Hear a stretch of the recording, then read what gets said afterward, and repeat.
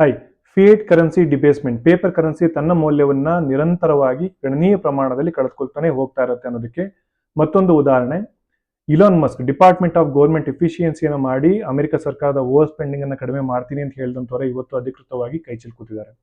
At A high level ನೋಡೋದಾದ್ರೆ America ಸರ್ಕಾರ ಮಾತ್ರ ಅಲ್ಲ, ಭಾರತ ಸರ್ಕಾರ, ಕರ್ನಾಟಕ ಸರ್ಕಾರ, ಜಗತ್ತಿನಾದ್ಯಂತ ಇರ್ತಕ್ಕಂಥ ಎಲ್ಲ ಬಹುತೇಕ ದೇಶಗಳು, ಇನ್ಫ್ಯಾಕ್ಟ್ ಎಲ್ಲಾ ದೇಶಗಳು ಕೂಡ ಸಾಲದ ಸುಳಿಯಲ್ಲೇ ಇರುವಂತದ್ದು. ಇಟ್ಸ್ ಎ ಕಂಪ್ಲೀಟ್ಲಿ ಡೆಪ್ಟ್ ಡ್ರಿವನ್ ಸಿಸ್ಟಮ್.